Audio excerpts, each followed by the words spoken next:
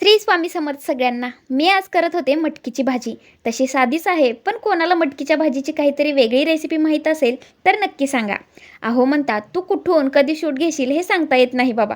तुझ्यापासून जपूनच राहिलं पाहिजे. आज मुलं शाळेला गेली होती म्हणून घर शांत होतं.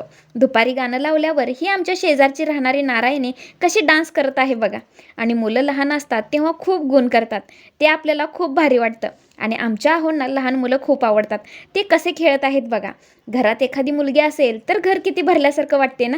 आणि दुपारी 4 वाजता पावसाने एंट्री केली.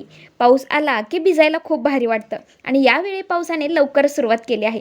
पाऊस पडला की एकच गोष्ट आठवते, ती म्हणजे गरमागरम चहा. आणि पाऊस होता म्हणून आरू कसे अवतार करून आलेत बघा. शाळेतून मुलं कधी घरी येतात असं वाटतं. सुट्टीत शाळा कधी सुरू होते असं वाटायचं. पण आता यांना सोडून दिवसच जात नाही.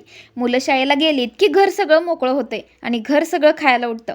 आमच्याकडे पाऊस बारीक जरी आला तरी लाईट लगेच घालवतात. म्हणून म्हटलं पहिला दळप निवडून ते पहिला दळून आणूया. मग आवरून आम्ही गेलो स्वामींच्या केंद्रात. स्वामींचा अनुभव खूप लोकांना येत आहे म्हणून केंद्रात खूप संख्या वाढली आहे. केंद्रात आलं की मन खूप प्रसन्न होतंय. कोणताही विचार मनात येत नाही. फक्त स्वामींचं नाव ओठांवर येतं. मग आम्ही गेलो स्टेशनरीमध्ये, कारण मुलांना आणायचं होतं शालेय सामान. वह्या, पेन्सिल, पेन, पट्टी, कंपास, खोडलब्बर सर्व सामान घेऊन आलो आम्ही घरी. घरी आल्यावर पहिला काम मुलांना वहीवर नाव घालून द्यायचं. आणि वही उघडून आतल्या पानांचा वास घेतला, पण मला हवा होता तो वास काय आला नाही. आपण लहान असताना वही घेतली की पहिला वास घ्यायचो. किती छान तो सुगंध असायचा. पण पहिल्यासारखं आता काही राहिलं नाही. गेले ते दिवस आणि राहिल्या त्या आठवणी. आजपासून मुलांचा अभ्यास चालू. मुलांचाही आणि आपलाही.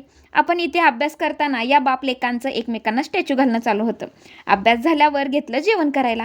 4-5 दिवस झाले जेवण शिल्लक पडत होतं, म्हणून आज केले भाकरीचे तुकडे.